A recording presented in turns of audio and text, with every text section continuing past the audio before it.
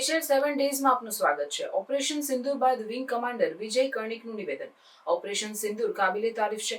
9 જગ્યાએ હુમલો કરી સહી સલામત પાછા ફરવું એ કોઈ નાની વાત નથી.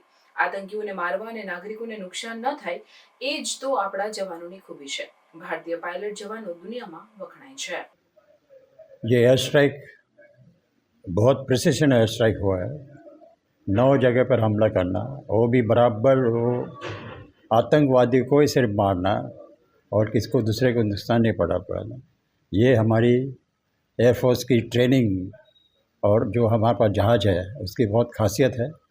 हमारे पायलट बहुत हाईली ट्रेन गिन जाते हैं, वर्ल्ड में उनका बहुत हाई लेवल का रेपुटेशन है। हमारे जहाज़ भी बहुत अच्छे हैं और ये दिखाता है कि किस तरह का ट्रेनिंग, किस तरह का हौसला, किस तरह का मोराल हमारे पास है कि वहाँ से जाके 9 जगह स्ट्राइक करके और वापस लौट आया बिना कुछ खरोच हुए, और जो मिशन दिया था इनको डिस्ट्रॉय करने का वो 100% सफल किया है।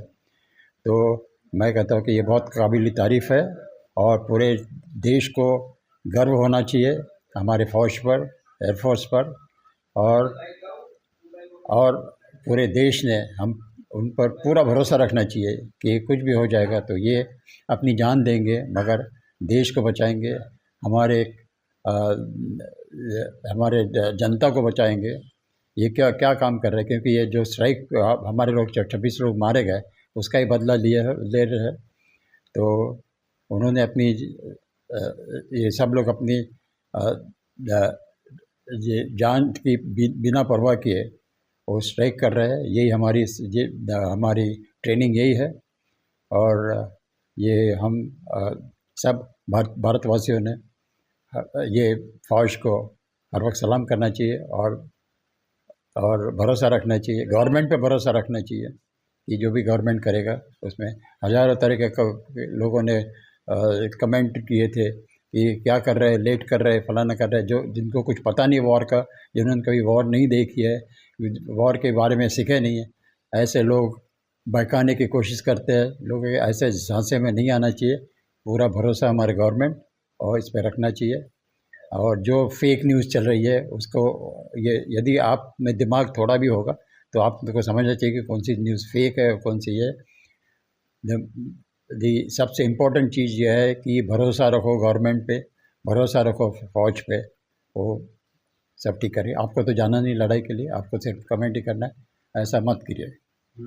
पहले वाटर स्ट्राइक, फिर एयर स्ट्राइक, और कौन सी स्ट्राइक जो है वो पाकिस्तान को झेलनी पड़ सकती है, कितनी मुश्किलें बढ़ेगी पाकिस्तान की, क्योंकि इंडिया जो है वो लड़ाई मूड में है।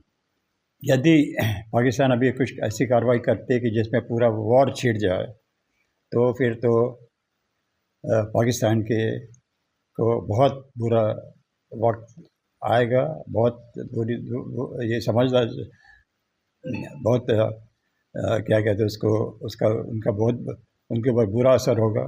और उनको भी 71 में जैसा ईस्ट पाकिस्तान में उनकी पूरा उनको सरेंडर झेलना पड़ा, वही भी सरेंडर के बाद यहाँ भी आ सकती है।